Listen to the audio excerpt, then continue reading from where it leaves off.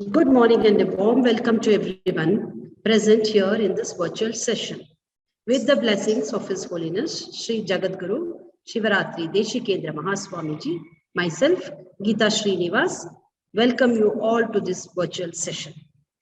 Today we have with us Mr. Deepesh Goyal, Mentor of Change, AIM, Niti Aayog and author, to enlighten us with a speech on entrepreneurship and innovation.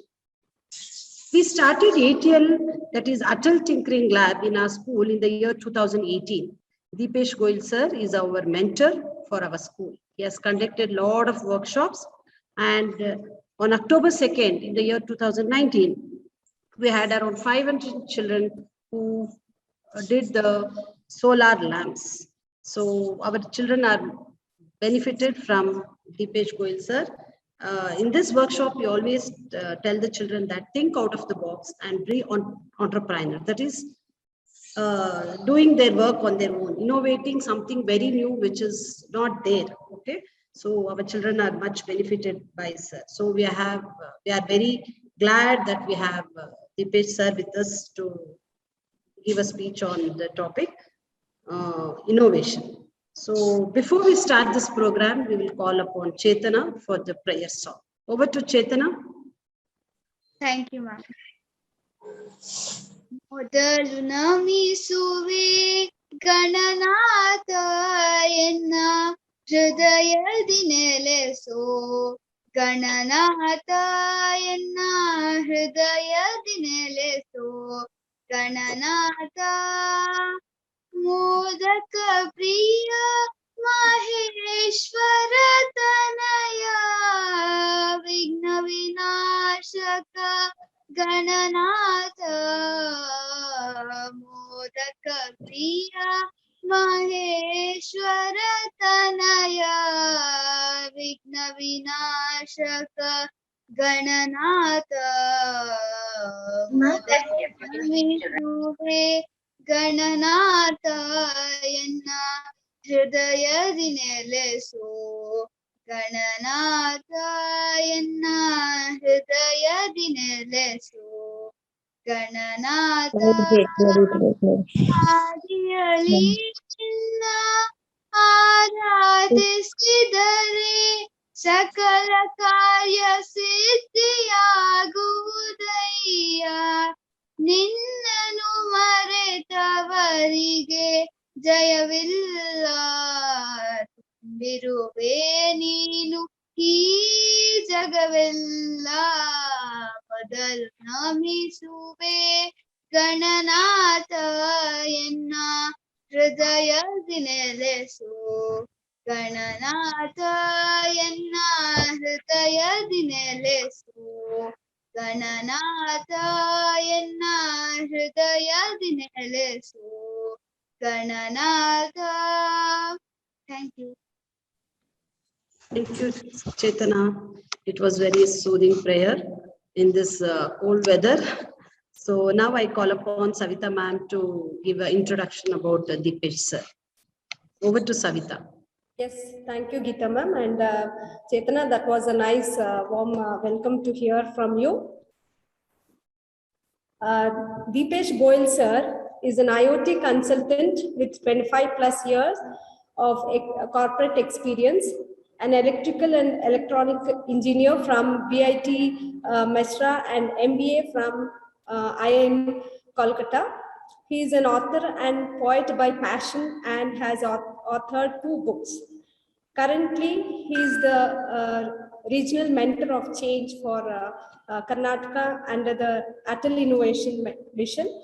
As a consultant, sir works with industrial IoT startups to match their solution to industrial applications. Recently, he was awarded the Top Mentors of Change award by Atal Innovation Mission, Niti Aayog, called Gems of Mentor India. And last year, he was awarded Exemplary Mentor of Change. He has also won several awards during his corporate role. The last corporate role was of P&L management at Fortive as country manager for the census portfolio in India. Sir, it is very, it's a privilege you to be here for this session. And good to hear a lot of achievements you have done, sir. And you're also a mentor for this Atul, as even we are also have met last few years back. Welcome to this session, sir. And we are all eager to hear from you. Over to you, sir. Thank you, Savita Madam, and a very warm welcome to all the students and parents. And I also want to thank Geetika Ma'am for giving this opportunity, and also Geeta Ma'am. And I'm very much happy to hear the soothing prayer from Chetana. And I think that has set the tone for the meeting. So today's topic is entrepreneurship and innovation. So I will just put the share screen more, just a second. So I hope you are able to see my presentation.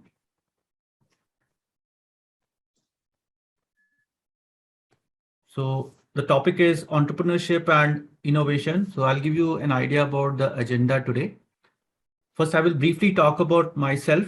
I will set the context, give an idea about what's happening currently in the world and currently in India. What is the current scenario of unemployment and why skills are crucial to learn right now. And then I have introduced a concept called innopreneurship. So I will tell you what is that and why it is required. What is the innopreneur's path? What is the example of innopreneur? And then something very interesting I would like to share here, which people know, is that people think that there is only one kind of intelligence which people determine by the IQ, that is the intelligent quotient. But there are some 8 intelligence which you will find it interesting. Then I will talk about what are the 3 P's of an entrepreneur to succeed, and how people are becoming from solopreneur to entrepreneur these days, and especially after the COVID pandemic has happened last year. Then I will just briefly talk about, as requested by Geeta ma'am, that how to choose career after class 12, which I think is a concern for most of you in the school. And then a few takeaways from the session, and then we'll close. So I hope that my session, presentation session would be maybe 35 to 40 minutes. And if there are any questions, I would be happy to take up those questions afterwards. But in between, if you have any questions, my sincere request is that you can just get onto the chat box and put those questions, so that once we are done with the presentation, we can take those. So without much ado, let me just start the discussion. A brief about myself. As already told to you, I'm an Internet of Things consultant by profession. I work with startups. I have tied up with some 10 startups, and I work with them for their products and solution to market it to various industrial applications, which I have learned in my past 28 years of career. I have been an author and a poet by passion. I've written a couple of books. What you can see on the top right-hand side of the pane, and you can note there are book which is one in Hindi and another is English. The English book is called Love, Life and Beyond. It's a contemporary fiction novel, which is ranging from 1991, when the liberalization started, going to 2000, which is when the .com busted and the Y2K problem got solved.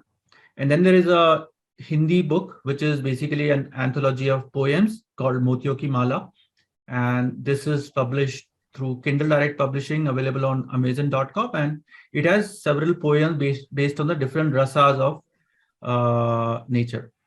So I have a engineering degree from BIT Ranchi in electrical and electronics engineering. I also had my degree from IIM Kolkata, majoring in marketing for the MBA. And then after that, I have worked with several Indian companies, to start with Escorts and L&T. And then I worked with 6 of multinationals, starting with GE, then moving to Tyco Electronics, then 3M, then Danaher and Fortive. So my last assignment till 2016 was as a country manager for the Indian subcontinent for Fortive Sensing Technology, which is a US-based multinational. And then after that, I have taken a journey of being an entrepreneur. So I actually wanted to be an entrepreneur after 10 years of my job experience, but actually it happened after 25 years. So last 3-4 years, I have been on my entrepreneurship journey. And this initiative, which I'm going to talk about, Innopreneurship, that started beginning of this year, January 2021. And my mission is that I need to train at least 10,000 teenagers by the end of 2021 as Innopreneur. So let's talk about what's happening around and what are the different things which are required to be done in the current scenario.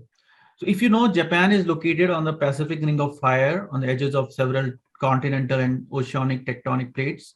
And what happens there is that you'll have a lot of earthquakes and tsunami and so many other things keep on happening. But one thing good about the Japanese population is that they are well prepared for these kind of exigencies. So they have these detached wooden houses, which you can see on the right-hand side of the pane. The houses are constructed by traditional Japanese methods, and by these earthquakes or any such kind of a tectonic movement, they don't fall off. So if you are well prepared for such kind of exigencies, then only you can have survival.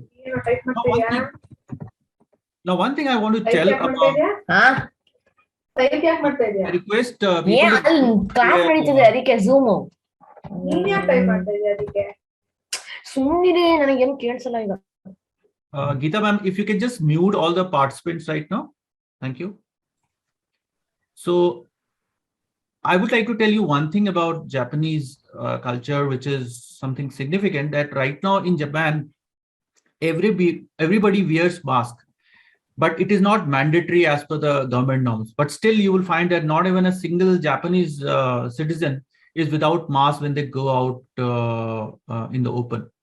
So that kind of I sincerely request to mute the participants. Thank you. Now, I want to ask you a question. Do you feel everything will be normal once we open up fully? That means once COVID is not there.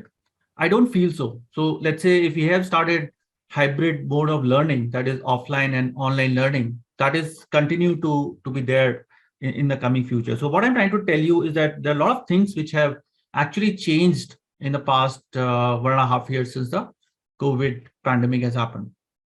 Now let's understand about several companies which have been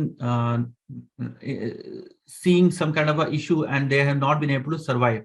So one such company is Blockbuster, which is into which used to be on the video on rent business till March 2020. Their last store got closed in March, and they had a turnover of close to around $6 billion and almost 9,000 stores from where they used to rent videos when they were at peak in 2008. But today they don't exist because of the OTT revolution. That means Netflix, Amazon Prime, Z, and so many other OTT platforms are there, and today they don't exist. Another company which doesn't exist is Kodak. So they used to be a market leader in a century-old photo film company. They used to make photo film, which is now changed to digital photo film. And they had a close to around 80% market share. They just got closed one fine day because they didn't realize what is going to be the disruptive digital technology coming off. And they even had the blueprint of the digital camera with them, but they did not pay heed to those employees. And then those employees got out of the company and they started a different company. And that's how the digital camera came into existence. So what I'm trying to tell you, just as this company did not survive, so if you are also not reacting to the situation and you are not doing something about it, then you are also going to be doomed. And that exactly happened to the dinosaurs when they were hit by meteorite a lot of years back in the ancient history, if you read. And that is also told by Charles Darwin in his Theory of Evolution. I will just quote that. One of the things natural selection favors is a sense of flexibility, and it's not the strongest species that survives. It's sometimes the most adaptable one. So as a human being, we don't like unpredictability and uncertainty, that is challenging to all of us. But on the flip side, we are actually highly adaptable, and we kind of do changes to us very fast. And the big example I would like to share from the entrepreneurship point of view, that if you see last 1.5 years, there have been so many startups which have actually become unicorns. And when I say unicorns, that means their market valuation is close to around $1 billion, which is in Indian rupees, it is 7,000 crores. And I'm very pleased to tell you something about Bangalore, that Bangalore boasts of 26 unicorns, which have actually been converted to unicorn in just last 1.5 years. So we are sitting in a place which has got the maximum number of unicorns getting converted in the last 1 year. So we are fortunate to be in this place. Now, coming to what's happening around in the country, there is a big problem of unemployment. The number of jobs which are there are very less. And even if they are there, the quality of jobs is very scarce. And some statistics I would like to share, that as per estimate, almost 15 lakhs engineers are graduating every year. And I'm not talking about people passing out from the good colleges, because good colleges just have some 50,000 seats, maybe 10,000 in IITs and may balance 40,000. But out of those 15 lakhs, 80% students are actually not employable. So that's the kind of thing. And even if these people get jobs, they're getting jobs of 8,000, 10,000, and those kind of very low paying salary jobs they're getting. So let me first define what is employability. Employability is the quality of being suitable for paid works. So there also what is happening is that whatever skill sets the corporates are looking at, those skill sets are not there with these students who are passing out from engineering or any kind of a professional degree colleges. And then because of that, they're not getting hired. Another problem which is happening in the country right now is that the people who are coming from the rural areas to urban areas, they are facing issues in terms of language bar. So they don't know English much, or they don't have comfort in talking that. And sometimes they're also finding a cultural divide in terms of coming from a rural background and not getting adjusted to an urban background. So these are some of the issues which are happening in India. And going forward, what is going to happen is some of the jobs are going to be taken away by the disruptive technologies. So whether it is artificial intelligence, Internet of Things, blockchain, augmented reality, and some of the things which we actually discuss in the Tinkering Lab, which you all know as students. Now let's look at some of the survey report of the World Economic Forum. So if you look at the 2015 report and the 2020 report, you'll find certain differences in terms of the top 10 skills required to be hired in a workforce, which are called the employability skills. So you will find that certain skills like quality control, active listening, which used to be very important with respect to production, with respect to selling, have actually out of the top 10 list. And certain other important skills are getting added up here, like cognitive flexibility, emotional intelligence. And what is going to happen that these kind of skills requirements are going to continuously change. What used to happen earlier, that from one generation to different generation, the skills requirement were to change. But right now you're finding that even in just 5 years or 2 years, the skills requirement are changing. So let's say today I'm talking about certain skills, maybe a year down the line, I would be talking about certain different skills. But skills are very crucial if you want to survive, not just from the entrepreneurial context, but from the employability context. If you want to get into jobs, skills are the mandatory things. Now let me define what is this innopreneurship all about. This word is actually derived from the German context. So they define it as the word innopreneurship emphasizes the relationship between the innovation and its utilization in the course of entrepreneurial activity. So basically what a creative entrepreneur or an innopreneur does is that he's turning innovation into a new source of value creation. So by doing innovation, he is making his or her business grow every day. So that kind of approach. And what I do in innopreneurship courses, which I offer, is that I create an entrepreneurial mindset and nurture innovation with the development of 21st century soft skills and showing them what is innopreneurial path. And I'll tell you what is this innopreneurial path in the coming slide. So why entrepreneurship is required? So what we are finding is that children in the age group of 13 to 19 years, that is a teenage group, they have sleepless nights thinking about the future careers. And other problem is that even after they get into some kind of a college, only 2 to 5% of graduates and postgraduates coming out of these colleges are actually starting entrepreneurship journey. So the current job seekers should become job creators at an early age. So that's the purpose of, or you can say the mission of Atal Innovation Mission. The best way to do so is to learn 21st century skills, and also an opportunity to innovate in these labs, which could be tinkering lab of Atal Innovation Mission, or a makers lab, or a robotics lab, or even if you get into engineering, you have the possibility of getting into some kind of a innovation related opportunity. Requires grooming of teenagers on not just innovation, but on leadership and certain other attributes. So the idea of this whole thing, what I'm trying to do since the beginning of the year, is that I want to catch young people, and I'm especially working on students who are out of these schools which are having tinkering lab, because in the country we are hardly having 8,100 tinkering labs. So if you look at, we have totally around 18 lakh schools in the country. So if you look at, it is just the tip of the iceberg which we have done in terms of making these labs available in the schools in around 650 districts across the country. And if you look at Karnataka, we have some 80 to 100 ATL labs in Bangalore, and for Karnataka it is close to around 500 labs. So just 500 schools have that. But in terms of total number of schools, it is too high. But since this is becoming a community initiative, so people from different schools where they don't have tinkering lab can also join these tinkering lab. And the idea is that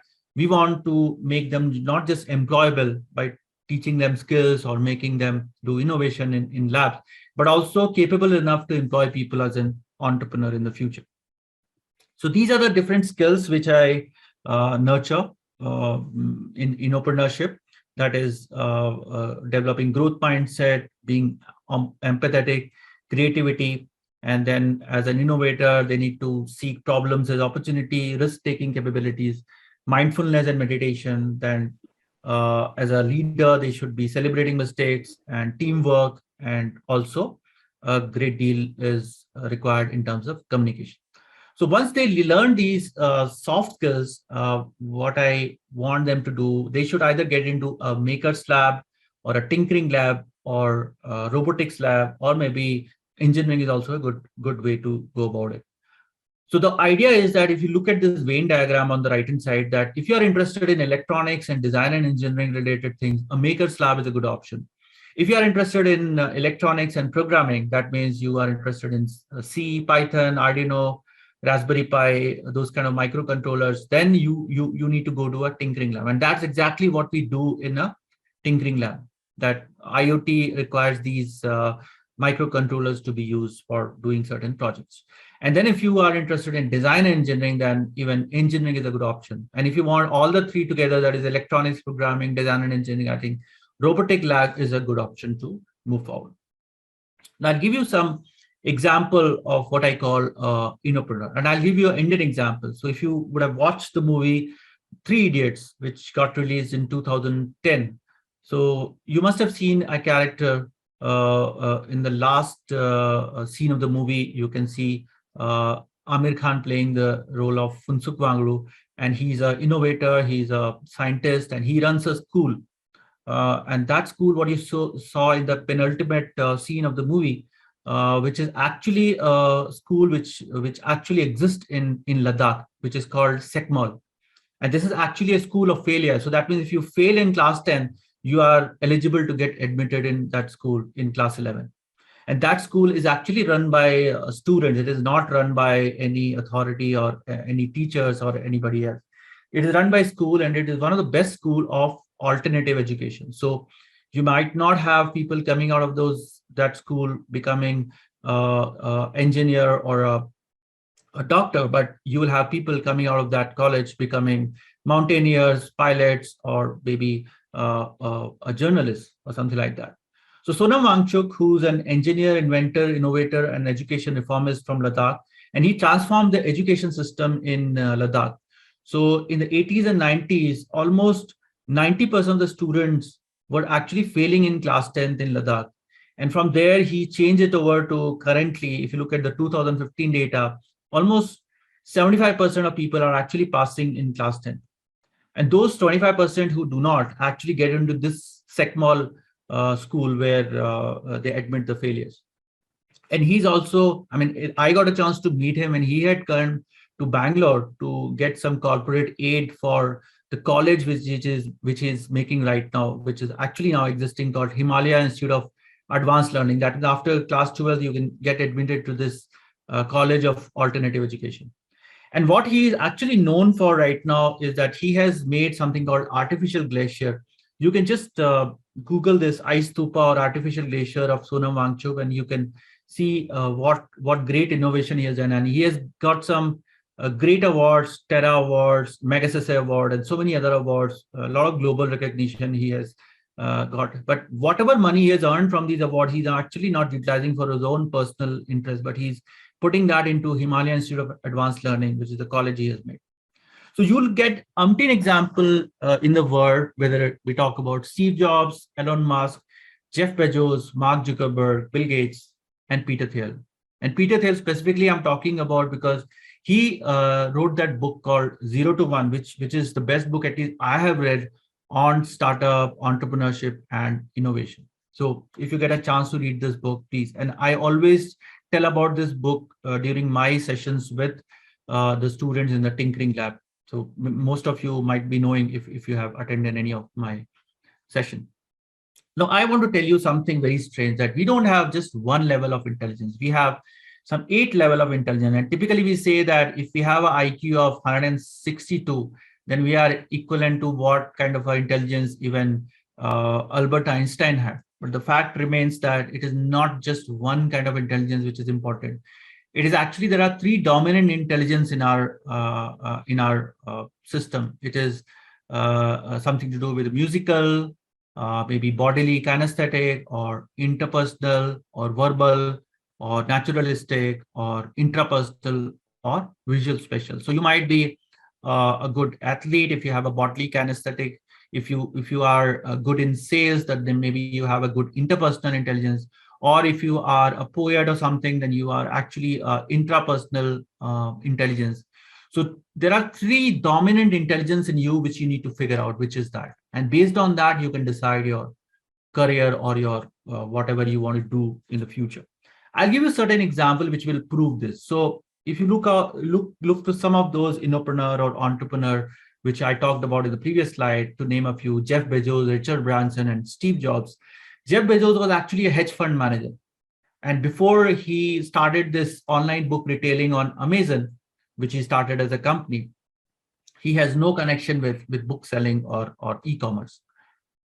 Richard Branson used to do selling of rock albums before he started the airline business. And he's the guy who had the dream of going to space. And at the age of 71 years, he has been able to go to space with his company's venture called Virgin Galactic. Steve Jobs had 0 experience in the mobile phone industry, and he gave the best phone in the world, which is called the iPhone, in 2007. So what I'm trying to bring about here is that it is not just one intelligence which is important. There are multiple intelligence in you which you need to figure out which is it. Now, if you look at the success formula for an entrepreneur, there are 3 things which is required. You need to have the purpose, you need to have the passion, and you need to have the perseverance. I'll explain this to you with the help of an example. If you have heard about the company called Airbnb. So Airbnb actually is a company which was started by 2 gentlemen in New York City. And they used to live in an apartment, which was a 2-bedroom apartment. And they were actually having a rented accommodation, and they were not very rich, or they were not even able to meet their ends. So they were not so much in terms of earning capability. So what they did actually, that they decided that out of the 2 rooms which they're living, so 2 people living in 2 different rooms, they decided to share a room. Another room they decided to give it for rent to people who are coming to New York City for a day's visit. and let's say the whole day they are actually out for their pleasure, if they are a tourist, or let's say for official work if they are there, so they are doing their official work in the daytime, and basically they needed a bed in the evening to sleep, and the next day morning they had to have a breakfast to move. So this company was initially called Bed and Breakfast, and that is how that B&B came into picture. That B&B is basically bed and breakfast. So they started this concept of converting the houses of people to these kind of a budget accommodation for people who are coming to stay for a night in New York City. And that concept picked up. So first they tried to solve their old problem, and then they found that this is a global problem of people coming to big city. Like if you go to Delhi, you will find some big hotels and you are not able to afford that. So you need some kind of a budget accommodation. So you need to go to some Airbnb site and just check out if somebody is having that kind of a facility in his house, in his house itself, and you can stay there for a night and have breakfast in the morning and then leave. So what I'm trying to say that you have to find your purpose. You have to have that passion in you based on your intelligence, based on your aptitude, and then you have to persevere it. So in Gujarati, people say that agar aapne business karna hai to 1000 din ka karna chahiye. I'm not able to say that in Gujarati, but I'm saying that in Hindi. So at least give at least 1000 days or 3 years to do that, and then only quit that. And I think who else than Napoleon Bonaparte talking about perseverance? He said, victory belongs to the most persevering. He was the person who was told by his seniors in Macedonia that he can never go around the world. He can never become a great king. But he said that if I don't have a line on my hand, I will physically make that line. And he cut that hand with a dagger, and he ensured that he was able to rule almost 1/3 of the world. So he came right from Greece to India to conquer all the nations, whatever came on his way. So if you have these three things, that is, you have the purpose, you want to solve a problem, you are passionate about it, and you want to persevere, you want to sustain that effort, you can be an entrepreneur. So let's understand that how people are becoming entrepreneurs. These days, you'll find that people are becoming solopreneur. That means you start a business just off your own without any people, automation or anything. It is just you single-handedly doing a job. So currently, I'm also basically a solopreneur. I don't have any team or any kind of a support mechanism. So people start this solopreneurship journey and then they become an entrepreneur. Some of the examples, if you look at Bill Gates, Mark Zuckerberg, Travis Kalanick, and Elon Musk, who are the founders of Microsoft, Facebook, Uber, and Tesla. You all must be knowing these people. So they started journey of their life as an entrepreneur, not as directly as an entrepreneur, but as a solopreneur. Some of the women entrepreneurs also you must be aware. Kiran Majumdar-Shaw started Biocon. Then Shraddha Sharma, who's a CEO of Your Story. Then MobiKwik, which is similar to Paytm. This is a company who's right now looking at going for an IPO. So they are also become very big. Then Falguni Nair, who else? Then Falguni Nair, everybody knows today because her IPO, which is becoming almost 40 times oversubscribed on the stock exchange. And the best thing about Falguni Nair, what I consider, is that she started at the age of 50, and she was having no connection with whatever business she started, which is into the beauty. She was basically into financial services. She was working in a finance company, and from there she started this business because she had some kind of an inclination towards it, and today she's become such a big business. And who else now talk about the child prodigies? Tilak Mehta. Tilak Mehta is a class 8 student, and he started his business of courier services for PayPal at the age of 16 years in Mumbai. Sri Lakshmi Suresh, she's from South India. She's the youngest web designer, and she started her business at the age of 10. Then Robert Ney, you must have heard about this person's name because he's a CEO of Bumble. which is a very widely used product. Then Noah Mints. Noah is known for her business for getting nannies in US. And then Hilary Yep, who's a 13-year-old entrepreneur from Japan. So these are some of the child entrepreneurs who also started as a solopreneur, and then they made big in their own self. So I sincerely request you that we should never miss an opportunity. And I saw that there were no participation from JSS in the Atal Tinkerpreneur Bootcamp, which happened for almost 2 months. And it was a great opportunity for all of you to participate and become an entrepreneur at such an early age. And I think there I would say that we missed, I mean, I'm saying as a mentor, as parents, we missed on that opportunity. And that was a great opportunity which some of the people have taken, and they have come out very well. And right now we have this ATL marathon happening. I sincerely request, even I had a session yesterday also, I sincerely request that you should take this opportunity. So now finally coming to the last thing of discussion, which is on how to choose your career after class 12. So I think the best career advice which I would like to give to you, student, is that this quote of Catherine Wilhelm actually conveys that the best career advice to give the young is find out what you like doing best and get someone else to pay you for doing it. So right now you have your home, you have your parents to take care, but once you get out of the school and when you get into the college, and once you get any professional degree, you'll be off your own.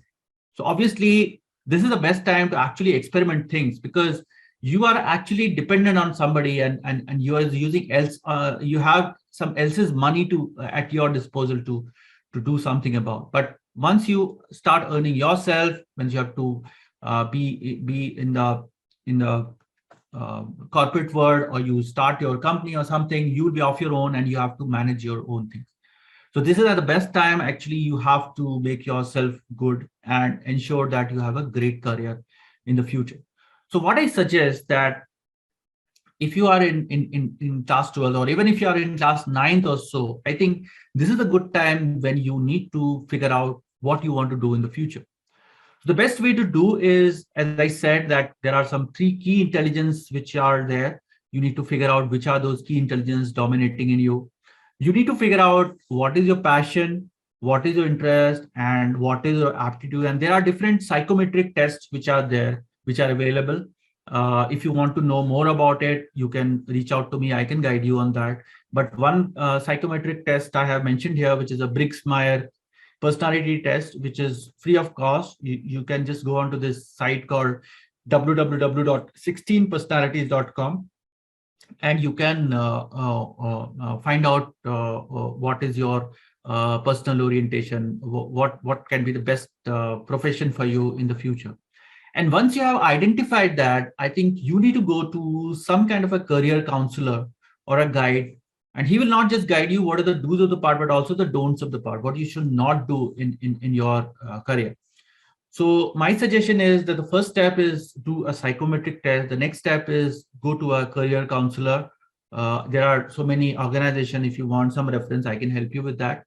And there are not just 4 or 5 careers for you. So people think that it is only doctor, engineer, a chartered accountant, or a lawyer, or a historian you want to become, are these kind of only profession which is there. But actually there are thousands of profession or thousands of career opportunities which are there today, because things are changing very fast. And actually you should not look at the traditional approach of becoming an engineer or a doctor. I think you should look at these new careers which are available. If you want to have a list from me, I can share with you, and you should try out your interest. I'm sure that with Google at your disposal, which we never used to get an kind of opportunity to do on the internet, I think you have the whole world in front of you to figure out that what you can do using Google.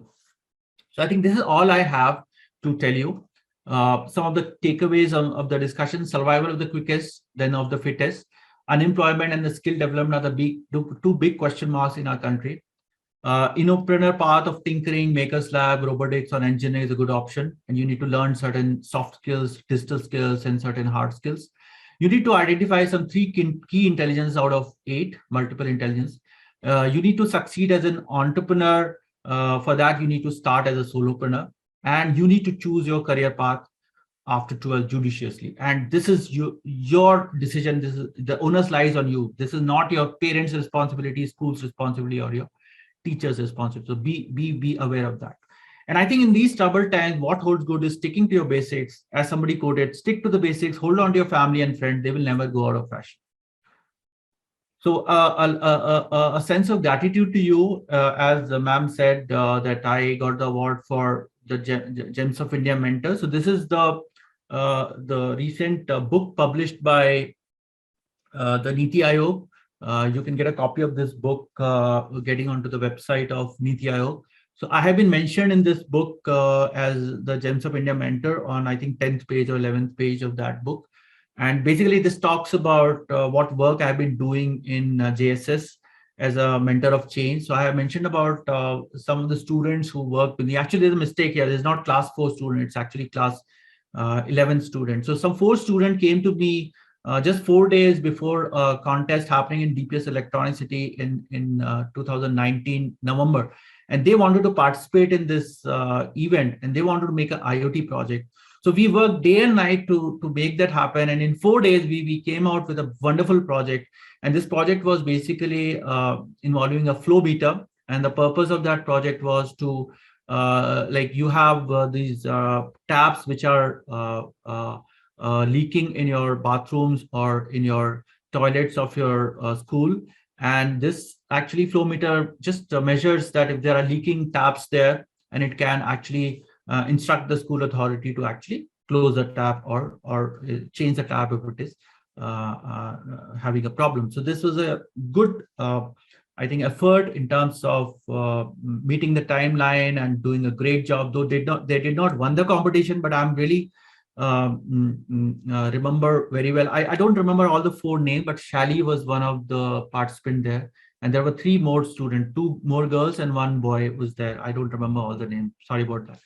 So thank you for your time. If you have any questions, you can reach out to me on the website link I've given, on the mail ID what I've given here, or you can reach out to me on the 2 phone numbers. And any questions right now, I'm happy to take. Thank you. So you want to see the link, right? So I'll just put the link here in the box. And this 16personality.com also, I'll just post it in the chat box. These are my credentials here.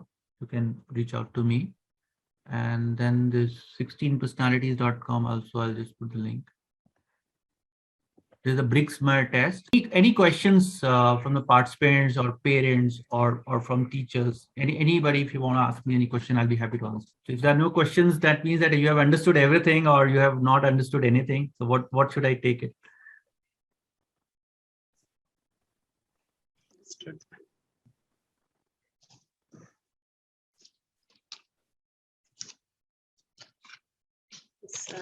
I think there's no questions. So okay, we will wind it up. The best way to predict the future is to create it, and this quote would prove right by the following what is shared by Mr. Dipesh Goyal sir. Thank you for taking time out from your busy schedule and guiding our children. Thank you once again, sir. And it was a very informative session also. And also, I would like to thank our principal ma'am for staging such a useful session. Hope our few children will be benefited out of it. Thank you, sir. Thank you once again from behalf of JSS. What I'll do, I'll send a copy of my presentation to you. If anybody wants to have a look, please. Yes, sir. Actually, the 12th standard children, they had PTM. I didn't know, actually. I said for 10th and 9th, 10th, 12th, they had PTM today. So that would be useful, sir, if you send PPT. Sure, I'll just forward to the class teachers and they can show in the class. Sure, ma'am. And in case anything they want to know from me. I will again have a session next week on Monday or Tuesday in the Tinkering Lab. They can reach out to Okay, me sir. during that session. Okay, fine, sir, fine. So I had one session yesterday also. So again, today I talked to Pramod sir. He want to have another session on Monday or Tuesday for Atal Innovation Mission ATL Marathon 2021 contest. So I'll again have a session. So if somebody have any questions or doubts, or if you want to include some of the people who have not participated today, please make them available. Yeah, sure, sir. Sure. Definitely, I'll convey it to class teachers. They will get them to the stage. We'll arrange it in the big auditorium so that everybody can participate. Sure, Activity ma'am. hall. My pleasure. Yeah. Thank you. Thank you, sir. So, Thank you. a great weekend wishes to you, and I hope that whatever I talked makes sense to most of the people. I wish that if some of you are not right now participating in Atal Tinkering Lab, please make sure that you participate there. And one thing I want to share here, which I did not mention in the Atal, my presentation, is that the new education policy, that is NEP 2020, it actually has a good set of things which are already happening in Atal Tinkering Labs. So if you get involved in this tinkering lab, actually you are already getting into the new education policy mode. So some of the things, like people are talking about vocational training, right from class 6 onwards. People are talking about coding, learning coding from class 6. People are talking about digital education from class 6. So I think those are the things which we are already doing in tinkering lab. And I'm also hearing that CBSE is going to do certain things jointly with Tinkering Lab. So it might just happen that this might just get included in your curriculum itself. So I'm hoping for the best, but I'm not too sure, because this is something which is not to be shared. So I'm just telling you some confidential information. So I'm sure that if you get into Tinkering Lab activities, you will not regret it. That's what my assurance is. So please feel free to join there. Please reach out to Pramod sir or Geeta madam or Geetika madam, and I'm sure we can be a good team working there on various projects. Thank you. Thank you very much, sir.